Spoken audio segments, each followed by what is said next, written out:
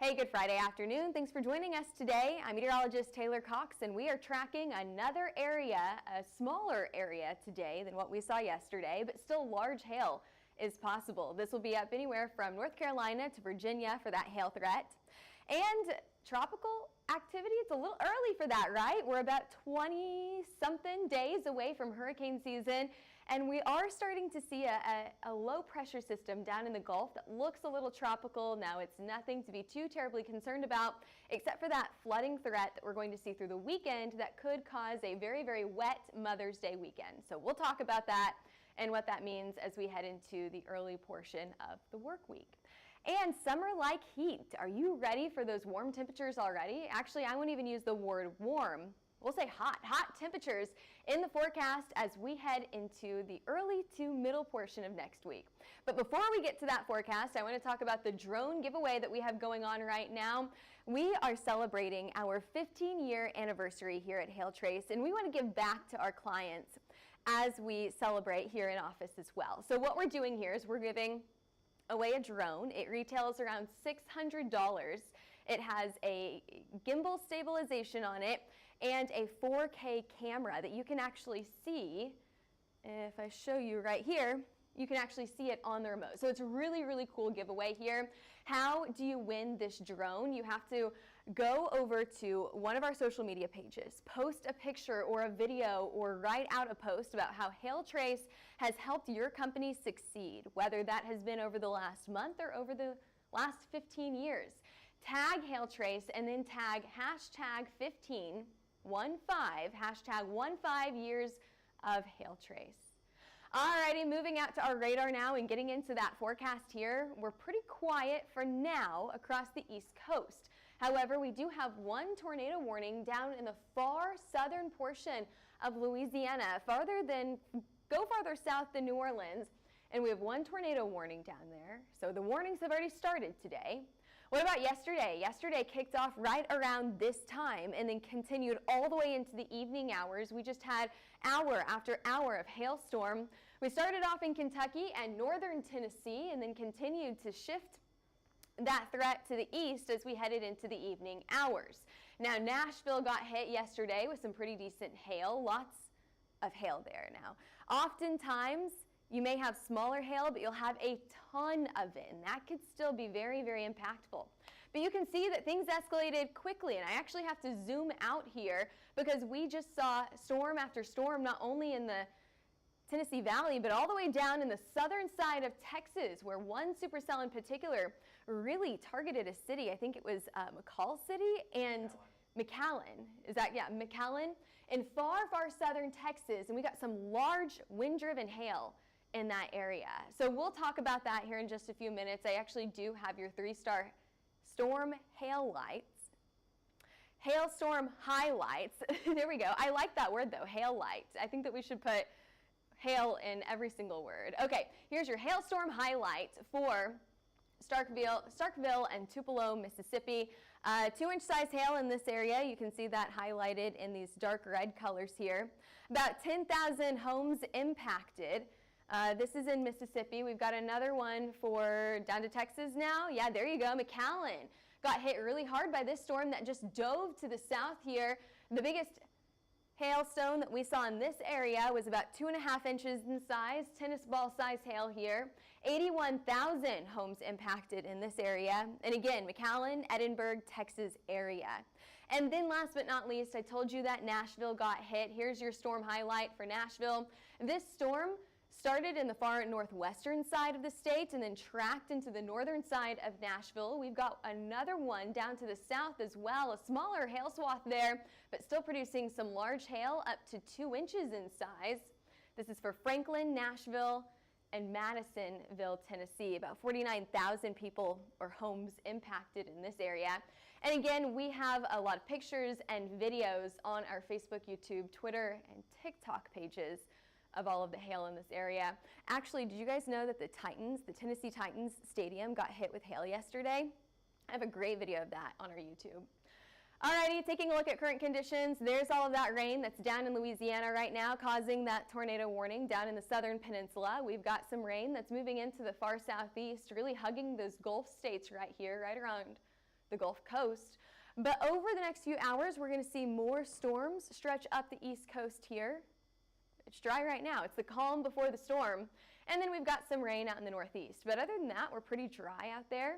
Temperatures are pretty nice right now as well. 72 in Oklahoma City, 66 in Denver, 74 in Minneapolis. But we'll bring you back down to the south. Let's talk about those storms today. Here is your storm risk today.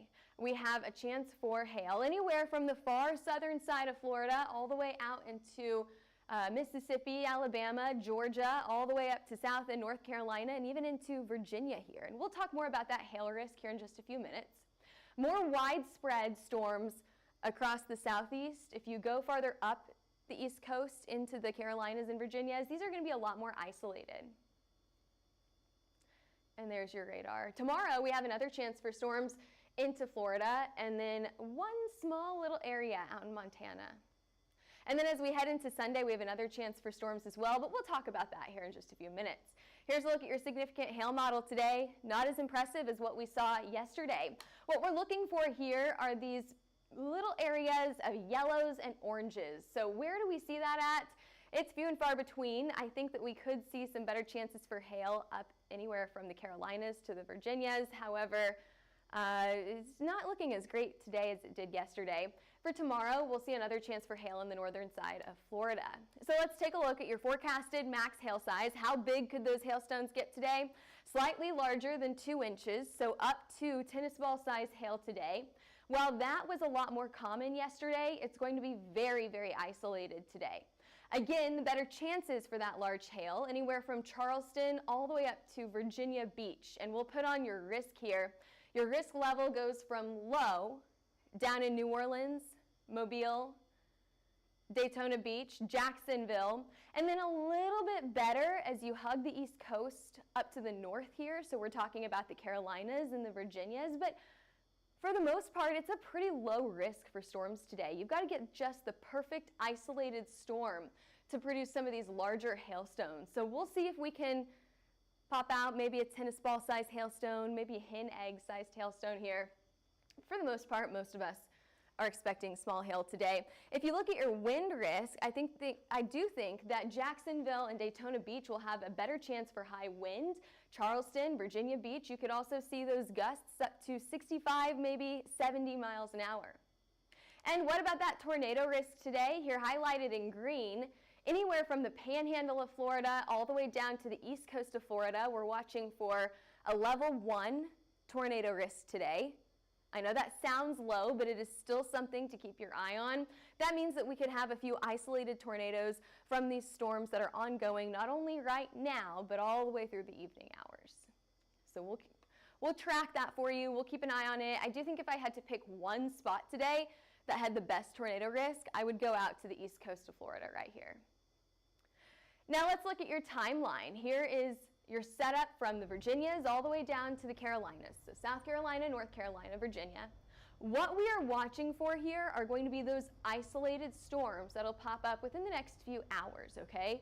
So you can kind of see them, little blips on the radar by about 2 o'clock, looking a little bit more impressive by 3, 4 o'clock this afternoon, into Raleigh by 5 o'clock this evening. So this could impact your evening commute. And then continuing as we head into the evening hours. Right around dinner time is whenever we'll finally start to see that risk go down. Now again, it was pretty isolated, right? Almost hard to spot. However, if you go farther down into the south, you're going to see a much more widespread chance for rain. So a lot more rain down here. You could get some high wind out of this and maybe some small hail. And don't forget about that tornado risk on the east coast of Florida and on the panhandle of Florida. So this is much more widespread from a low pressure system that's weak right now, but it's going to be something that we talk about later on in your forecast. So just remember that. We've got this little low pressure system hanging out there. What it's doing is it's pulling in this moisture into the Gulf, and what it's going to do is it's going to create a very rainy situation for our Gulf states, not only today, but also Saturday and Sunday. So we're going to see on and off rain in these states just over and over and over. But there you go. There's your risk for today and tomorrow. Let's move into Saturday here. I told you about that chance for storms up in Montana far western portion of Montana, very small risk over there. And then we've also got a small risk in the northern side of Florida for tomorrow. But again, do you see all that rain that's ongoing in the Gulf states? Not only Saturday, but also Sunday. Another risk for storms on the far southern side of the Gulf as we head into Sunday. There's that risk highlighted there in yellow, and then we've got another one in the Dakotas and on the east side of Montana this time. Pretty low risk here. Not a widespread risk or anything. However, don't let this lull of severe weather fool you, because I do think that we'll see more active severe weather, more activity next week, and we'll talk about that here in just a few minutes. Actually, let's get into it right now. Here's that low pressure system that I was talking about earlier. It's weak right now, however, it does look to strengthen as we head into the next few days. You can see that strengthening low pressure, looking a lot more defined across the Gulf as we head into Saturday and Sunday. Meanwhile, out to the west, we have a high pressure system that's going to help to warm us up. So temperatures are going to be a lot warmer as we head into the early portion of next week. We also have some pretty quiet weather right here. High pressure is often associated with calm, tranquil weather, maybe a bit windy every now and then, and temperatures are usually pretty warm with a lot of sunshine in this area. Meanwhile, it just has not stopped raining down in the south with all of this moisture in this low pressure system. So what's going to happen here is we're going to see a trough coming in from the west, and this low pressure system will essentially be absorbed into this trough. This trough is important for your forecast because this will help to spur up storms later on into the middle of the work week. So I'll show you another view here. What you're really watching for is this area right here. By Monday, not too much of a threat at all for the central portion of the U.S. However, by Wednesday, this is really whenever you start to see that activity kick back up. So again, it's too soon to give you exact details of what's going to happen, but it is early enough that we can tell you something is going to change. We're going to see some sort of pattern change here. So we'll see. We'll keep an eye on this. It's already on my calendar to keep an eye on this little storm system that continues to just pop up in almost every model run that we're seeing. So that definitely means something significant that we have to keep our eye on. This continues all the way into the early portion of not next week, but the following week, May 19th. Alrighty, let's take a look at your extended temperature outlook. I told you it was going to warm up. Are you ready for those summertime temperatures? Is your pool open yet?